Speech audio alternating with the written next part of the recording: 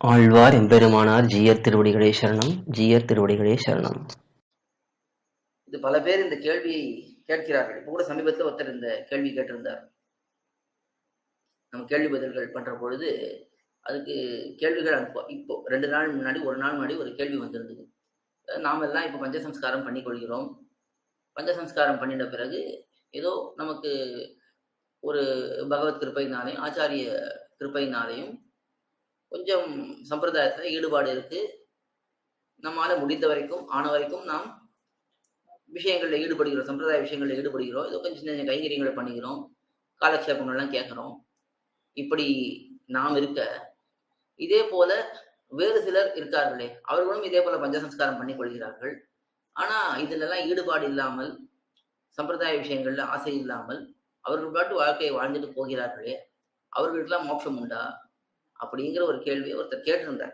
இந்த விஷயம் இப்ப பொருத்தமா இருக்கிறதுனால இங்கேயே அதை பத்தி எடுத்து சொல்லிடலான்னு தோணித்தடி எனக்கு.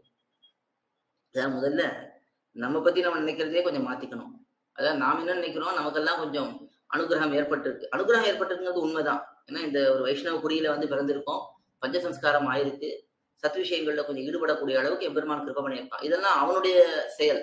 அவன் நம்ம இப்படி வழிகாட்டி இங்கே கொண்டு வந்து சேர்த்துட்டான். ஆனா நாம் இந்த நிலைக்கு வந்ததுக்கு பிறகு வேணும்னா நாம ரொம்ப கீழ்த்தரத்தனா இருக்கக்கூடிய அவர்களை விட வேணா கொஞ்சம் ஒரு 4 படி உயர்ந்திருக்கலாம். ஆனா நம்முடைய பூர்வாச்சாரியர்களுடைய நிலைகளை பார்க்கும் பொழுது, பெரியவர்களுடைய நிலைகளை பார்க்கும் பொழுது, நம்முடைய காலத்துக்கு ஒரு 100 வருஷம் முற்பட்டவர்கள், அப்படிலாம் அந்த காலத்துலலாம் வாழ்ந்தவர்கள், இந்த அளவுக்கு பொழுதுபோக்கு அம்சங்கள்லாம் இல்லாத காலத்துல பெரும்பாலும் கோயில்கள், சந்நிதிகள், திருமாளிகைகள், மடங்கள், இங்கேயே கைங்கரியங்கள் ஏதோ பண்ணிட்டு அப்படியே வாழ்ந்தவர்களுடைய அவர்களோட ஒப்பிட்டு பார்த்தா கூட நாமெல்லாம் ரொம்ப கீழ்நிலையில தான் இருக்கோம்.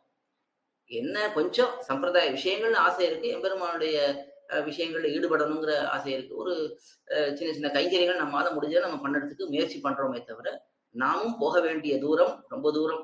அதாவது ஞானம், அனுஷ்டானம் இந்த விஷயத்தெல்லாம் பார்க்கும் பொழுது நாமும் கடக்க வேண்டிய பாதை பெரிய பாதையா தான் இருக்கு.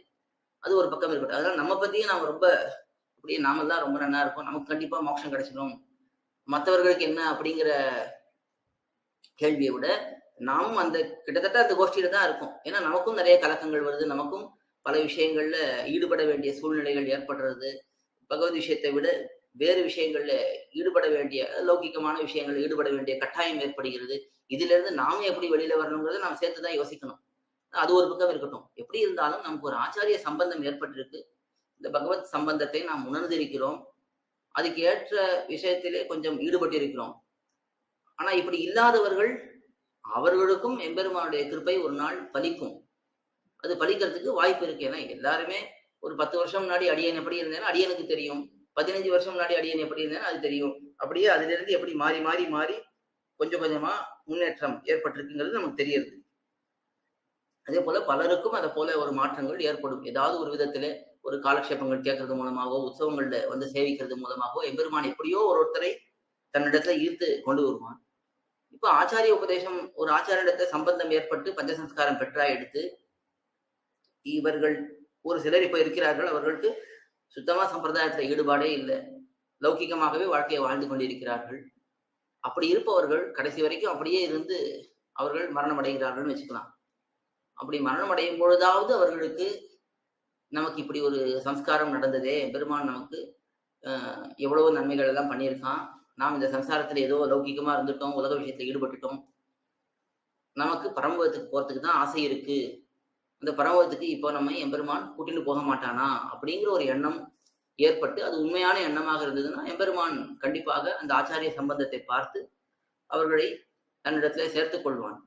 ஆனா அந்த ருச்சியே பிறக்கவில்லை என்றால், ஒருத்தனுக்கு மரணம் அடையும் பொழுது கூட அந்த எண்ணம் தோணவில்லை, நாம் இப்படி ஒரு ஸ்ரீ வைஷ்ணவ குடும்பத்துல பிறந்திருக்கோம், நமக்கு உத்தேசியம் பரமபதம் தான் அப்படிங்கிற அந்த எண்ணமே ஏற்படலைன்னா அப்போ பரமபதம் போறதுங்கிறது அது நாம் உத்தரவாதமே கொடுக்க முடியாது. ஏனெனில் அந்த சமயத்துல கடைசி ஒரே ஒரு வாய்ப்பு எம்பெருமானுடைய திருவுள்ளம். சரி, இவனையும் நாம எப்படியோ திருத்தி அந்த ஒரு க்ஷணத்துல அவனை மாற்றி நாம் கொண்டு போகலாம்னு எம்பெருமான் நினைத்தான் என்றால் அது நடக்கும். ஆனா அது நம்ம உத்தரவாதம் சொல்ல முடியாது. ஏன்னா அவன் சுவாதந்திரியன், யார் விஷயத்துல அப்படி பண்ணுவாங்கிறது சொல்ல முடியாது.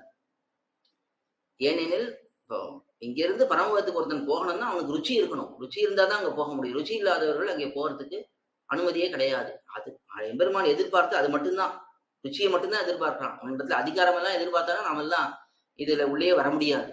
ஆனா அதிகாரத்தை பார்ப்பதில்லை, ருச்சியைத்தான் பார்க்கிறான். உனக்கு ஆசை இருக்கா, இந்த சம்சாரம் வேண்டாம் பரம்பதம் வேணுங்கிற அந்த உண்மையான அந்த ஆசை இருந்ததுன்னா எம்பெருமான் கண்டிப்பாக எப்படிப்பட்டவர்களையும் திருத்தி அவன் கடைசி க்ஷணத்துல கூட திருத்தி அவன் கொண்டு போகலாம்.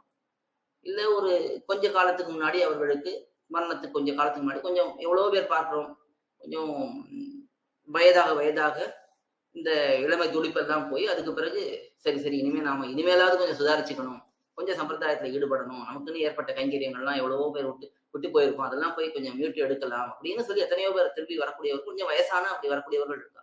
இது மாதிரி ஏதாவது ஒரு சமயத்துல நமக்கு எவ்வளவு பெரிய ஒரு பாக்கியம் கிடைச்சிருக்கு என்பதை உணர்ந்து சம்பிரதாயத்துல ஈடுபட்டாதான் அது பலிக்கும்.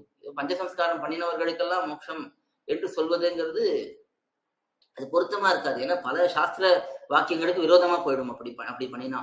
அது ஏன்னா இதே போல எவ்வளவு இடங்கள்ல சொல்லப்பட்டிருக்கு, ஒரு திவ்ய தேசத்திலே இருந்தாலே மோட்சம், அதே போல ஒரு புண்ணிய நதியிலே தீர்த்தமாடினாலே மோட்சம், அதே போல எம்பெருமானுடைய திருநாமத்தை உண்மையாக சொன்னாலே மோட்சம், இப்படி எல்லாம் எவ்வளவு இடங்கள்ல ஒரு விஷயத்தை நன்றாக கொண்டாட வேண்டும், அந்த வைபவத்தை எடுத்து காட்ட வேண்டும் என்கிறதுக்காக பல இடங்கள்ல ஒரு தடவை பெருமாளுடைய திருநாமத்தை சொன்னாலே அவனுக்கு எல்லா பாப்பங்களும் போயிடும் இப்படி எல்லாம் சொல்லப்பட்டிருக்கும். அதெல்லாம் ஒரு கௌரவத்துக்காக சொல்லப்படுறது. எல்லா பாப்பங்களும் ஒருத்தனுக்கு போயிடுச்சுன்னா அப்புறம் எப்படி இந்த உலகத்துல இருக்க முடியும், அடுத்த க்ஷணமே அவனுடைய உயிர் போயிடணும்.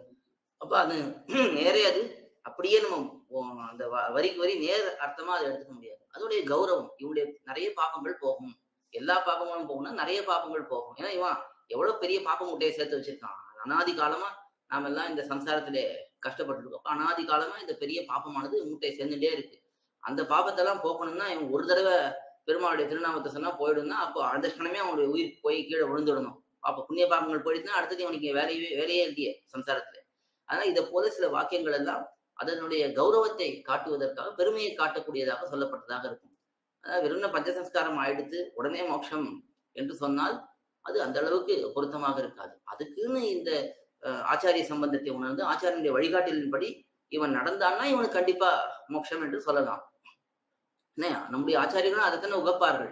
ஒரு எம்பெருமானார் நம்மிடத்திலே சம்பந்தம் உடையவன் என்று அவர் சொல்லிக்கணும்னா, அவர் அதை சந்தோஷமா சொல்லணும்னா அவன் அதுக்கேற்ற மாதிரி நடக்கணுமே. எம்பெருமானார் சம்பந்தியா இருந்துட்டு நான் இதை பண்றேன் அதை பண்றேன் அப்படின்னு சொல்லிட்டு இருந்தா அது எப்படி அவருக்கு ஊக்க கொடுக்கும்? அதே போல நம்முடைய ஆச்சாரியன் இருக்கார், சதாச்சாரியன் இருக்கார், அவர் நினைக்கணும் இவன் நம்முடைய சிஷ்யன், இவன் நல்ல சம்பிரதாயத்திலே ஈடுபட்டிருக்கிறான், ஸ்ரீ வைஷ்ணவர்களான சம்பிரதாயத்தில் ஈடுபட்டு இருக்கிறது முக்கியமான தன்மை அது இருக்கான்னு நினைக்கணும். அவன் ஏதோ அந்த வேலை பண்றான், இந்த வேலை பண்றான், பெரிய பதவியில இருக்கான், அதெல்லாம் சம்பிரதாயத்துக்கு அதனால என்ன பிரயோஜனம், ஸ்ரீ வைஷ்ணவத்துக்கு அதனால என்ன பிரயோஜனம், நம்முடைய ஸ்ரீ வைஷ்ணவத்துவத்துக்கு அதனால ஒரு பிரயோஜனமும் இல்லையே. அதனால ஒரு ஆச்சாரியனோ ஒரு எம்பெருமானோ இதை பார்த்து உகாக்க போவதில்லை. அவர்கள் எதை பார்த்து உகாக்க போகிறார்கள், இவரிடத்துல ஞானம் இருக்கா, பக்தி இருக்கா, வைராக்கியம் இருக்கா, என்ன அனுஷ்டானம் இருக்கு, இதைத்தான் பார்த்து அவர்களுக்கு உகப்பு ஏற்படும். அதனால அதெல்லாம் முக்கியங்கிறது இங்க புரிந்து கொள்ள வேண்டும். அதனால யாராக இருந்தாலும் அவர்களுக்கு இந்த ஆச்சாரியனுடைய உபதேசங்களை கேட்டு அதன்படி தங்களுடைய அமைத்துக் கொண்டு இந்த உலகத்திலே ஒரு விரக்தியோட இருந்து கொண்டு பரமத்தை அடைய வேண்டும் என்கிற ஆசை இருந்தால் கண்டிப்பா அவர்களுக்கு மோட்சம் என்று உத்தரவாதம் சொல்லலாம். ஏன்னா அது சாஸ்திரத்துக்கு பொருத்தமா இருக்கும். ஆழ்வார் எம்பெருமானார் ஜீயர் திருவடிகளே சரணம். ஜீயர் திருவடிகளே சரணம். கோயில் KOYIL என்னும் ஆப்பை கூகுள் பிளே ஸ்டோரில் இருந்தோ ஆப்பிள் ஆப் ஸ்டோரில் இருந்தோ டவுன்லோட் செய்து இது போன்ற சம்பிரதாய விஷயங்களை கேட்டு மகிழலாம். எங்கள் வலைத்தளம் koil.org KOYIL.org